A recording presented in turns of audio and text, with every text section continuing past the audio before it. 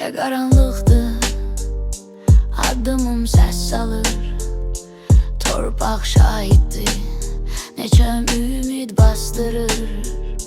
Dünya soruşmur, sen kimsen haradan. Sadece sınayır yaradan. Uşaq idim, arzum göydə ulduzdu. Böyüdüm, gördüm ama qardaşamı quduzdu. Bir parça çörək üçün dostu sattı.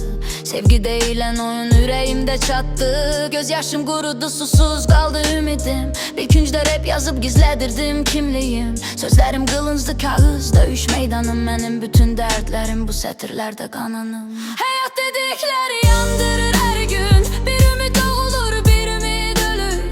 Ben susmuram, sözlerim yaşayır. Bu rap karanlıkta yolum ışıklandırır. Geceler yuxusuz divarlarla danışıram. Görmediğim geleceğden cevaplar aktarıram. Bir tarafta ölüm, bir tarafta dirilik. Seçimim yoktu, bu yol benim kimliğim.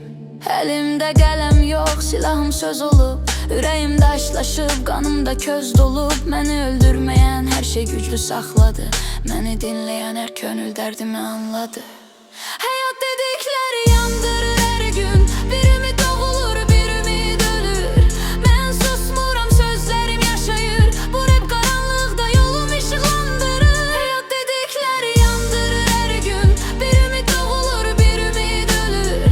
Ben susmuram, sözlerim yaşayır. Bu rap karanlıkta yolum ışıklandırır. Bir gün gideceğim ama izim kalacak. Beni sözlerimle torpaq tanıyacak. Korkmuram hayattan çünkü sözüm var. Ölüm de sussun, rapim sağ kalacak.